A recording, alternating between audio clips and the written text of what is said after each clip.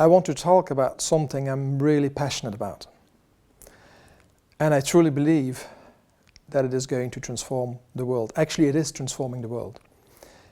It is the topic of noble purpose. Is it really a topic, or is it something which is essential in life of human beings, in life of teams, in life of organizations? I do believe it is essential. Noble purpose for me is really about why do you do, as individual, as team, as organization, what you do. So it's going to the essence of what you believe in as a human being, as a team, as an organization. And the impact of noble purpose is just incredible. When I speak with organizational leaders and when we work with business owners, they ask us, what is it that you do, guys? There is something special happening in the organization. That is exactly what I mean with the power, the force of noble purpose. Because something very special happens in the individual, in the organization. I want to take the perspective from the organization, so the organizational perspective of noble purpose. And there is a lot of things that happen when an organization has defined a noble purpose. What we see is that people are more aligned. We see that there is less conflict. We see that people go faster in the decisions. We see that there is more and faster innovations. We see that there is more creativity. We see that there is less dropout, less burnout, less sickness. There is more motivation. There is more performance. There are more results. There is more impact from the organization to the outside world. So what is so special about noble purpose? I truly believe that noble purpose is something which sits in the essence of mankind and in the essence of the organization, in the essence of a team, or at least it should be. And so when we can build teams and organizations where noble purpose is really being brought in the essence by being disclosed, by being brought to the surface from where it was sitting before or from where it has a place somewhere, something special really happens.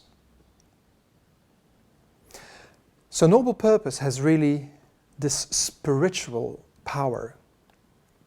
What I mean with that is the following.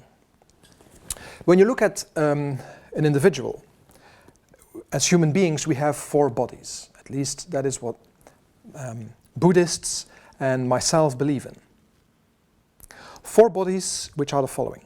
We have the physical body, which is very much what we refer to as our physical body that we can see and touch, which is actually not more than an antenna that is interacting with others. It is kind of like a sensor. The second body is our mental body, which often is referred to as the head, the brain. The third body we have is what we call our emotional body. The emotional body is referred to as the heart. It's our emotions, our feelings. But what ancient philosophy and ancient spiritual philosophy believe in is that the most important body of the man and the woman sits in the belly button or below the belly button, which is called the spiritual body. The same happens with organizations. Organizations also have 4 bodies. The physical body is very much the structure of the organization, the way how it is built. The mental body is what I'd like to refer to, or what I do refer to as the know-how. All the wisdom, the competencies that you have in an organization. The emotional body of an organization is everything which is relationships. The relationships between people in the organization and between the organization and the outside world, and the outside world and the organization. But then the most important body, also for an organization, is their spiritual body. The spiritual body is exactly that raison d'être, that reason why an organization exists, that noble purpose an organization stands for. So it really sits in the spirit, in the wind, in the power of the organization, and makes all these special things happen. I also believe that most of the entrepreneurs, most of those who have created an enterprise, have in one or another way always done it because they wanted to bring something to society or to the world. It is a special idea, a new invention, a new product, a new service, something that can contribute to society or the world or mankind, and by that creates a special impact. Noble purpose is something which sits really in the DNA of the organization. It sits in the DNA of the entrepreneur. It sits in the DNA of the person or the persons who have created the enterprise. It sits in the DNA of each of us. So what we would like to happen in organizations, and that is really what we plead for, that is that organizations understand and know how to link their organizational noble purpose with the individuals that have to support the realization of the noble purpose of the organization. So 4 bodies. The most important, the spiritual body. The impact of connecting with that spiritual body is absolutely extraordinary, as I said. It creates organizational dynamics where people really want to belong. We have done some research on why people want to liberate their work energy. And the majority of people said, we want to liberate our work energy for something that gives purpose to our life. It doesn't have to be extraordinary purposes, something which is going to transform the world, but something that gives meaning to their lives. That is what most of the people said as a driver for them to start working. That led me to think that organizations have a huge potential by connecting to their noble purpose, which is quite unique for each organization, like the DNA of each individual is also quite unique. That unique DNA, that unique noble purpose of an organization is the way to let people connect to what the organization stands for. It is the way for organizations to bring the people together around a common shared purpose, a common shared objective. The special magic of a noble purpose is that a noble purpose is not limited in time, what a mission and a vision is. A mission is something that an organization defines. We want to be the best in, or we want to be the biggest at, or what have you, in X number of years. And then a vision is the same, but a bit broader in time. Whereas a noble purpose is really not defined in time. It is like you have a right arm, or a left eye, or a foot, or 2 feet. It's just part of you. And once you have identified it and decided that that is really what you stand for, it really drives the organizational energy. It drives the team spirit and the team dynamics to an extent that you probably have never seen before. A noble purpose is also something which is noble, which means that a purpose which wants to serve something in the outside world. It is contributing to a societal problem, or it is contributing to an ecological issue, or it is contributing to something that mankind is struggling with, or it is something that people need, or it is something that people want. It is much more than a marketing slogan. It is much more than something commercial. It sits much deeper in the spirit, as I said, of the organization, and by that has this special power to align people around the noble purpose. Organizations that have defined noble purposes are plenty, and we are really happy to have worked and still work with many of them. But the magic of noble purpose is really that the focus shifts from wanting to produce millions of cars to wanting to contribute to a better global mobility. It is no longer wanting to sell the maximum of seats in an airline or an airplane, but wanting to disclose the African continent. It is not so much about selling a maximum of fridges or cooktops or ovens, but it is about contributing to more comfort and more pleasure in the households in the world. It is not so much about wanting to sell a maximum of dental implants, but it is about restoring confidence in people. And there is many more examples. So the shift that Noble Purpose makes is from something material to something much more profound, to something much more meaningful. And it is that meaningfulness that attracts people in the organization to want to stand for that purpose. It is what attracts suppliers to want to work for an organization that really stands for something. Suppliers want to work for an organization that have a very clear noble purpose. It is something that attracts customers. Customers really want to belong to an organization, or at least they want to buy from an organization products or services. They identify on a deeper, more emotional level with organizations that stand for something. And these organizations that have a noble purpose create a different way of being by being more concerned about the others, by being more concerned about the impact they will have on a long-term perspective. So that is from an organizational perspective. Now, in the organization we have all these millions of people who are looking for purpose. And why do we believe that it is so important that organizations define a noble purpose? For all the reasons I have said, but also for the well-being of the men and the women that work in that organization. I truly believe that organizations will become ecosystems where people will have the opportunity to become free. Free in the sense that they can define what is important for them and how they can best contribute to the organizational noble purpose. Now, in order for that to happen, people have to make important choices. And what we see very often in organizations is that people have difficulties to make choices. They will make choices that are not necessarily the best for them. They will make opportunistic choices. Choices which might have a negative impact on their personal or on their social lives.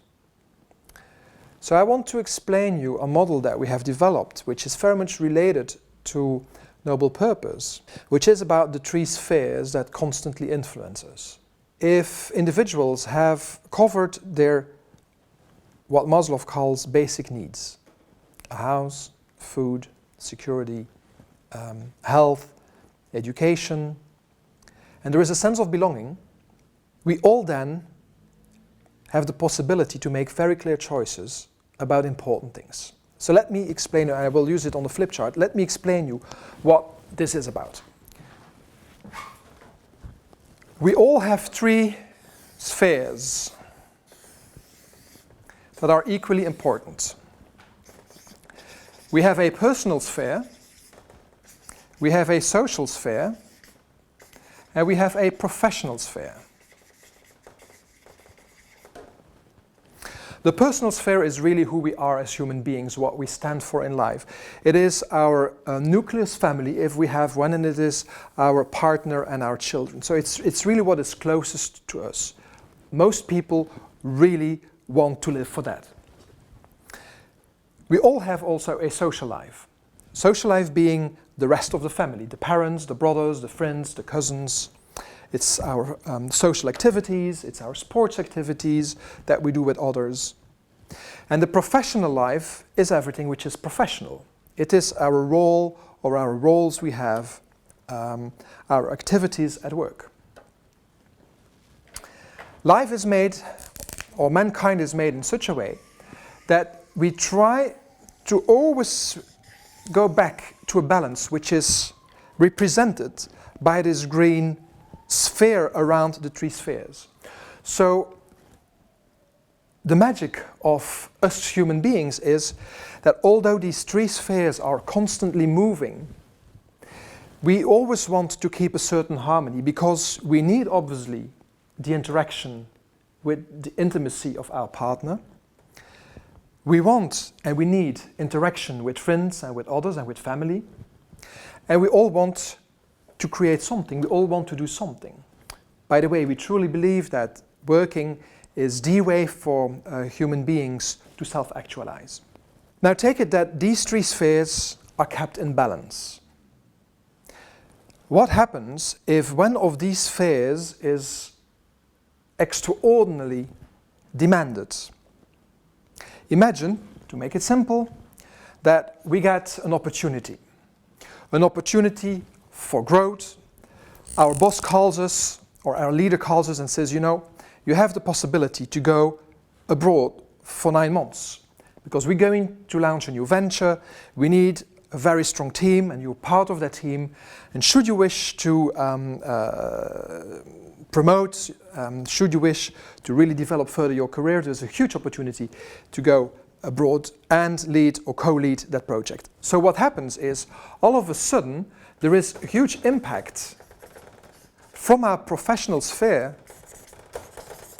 on both our personal sphere, our social sphere, and also on the harmony, which is represented here by the green circle, on the harmony of the way how we manage our time and our life.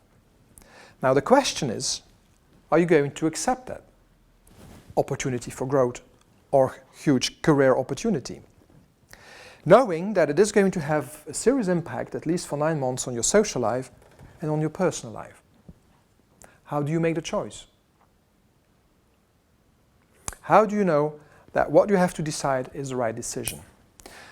Well, let me explain how it works. That sits in the heart of the model. Here, in the middle of this Venn diagram, where the three spheres are kept together, which by the way is essential because what we do not want to happen is that three spheres start drifting apart, so that there is no connection anymore between our personal, social and professional sphere, where we have like 3 lives. Or where the 3 spheres are totally superposed, where we totally start mixing up our personal life with our social life and our professional life. Is this work? Is this private life? Is this social life? I mean, it is all kind of like very confusing because we're not clear about what represents these 3 spheres. So back to harmony. We're being challenged. We have to make a choice. What helps us make the choice is what sits in the middle.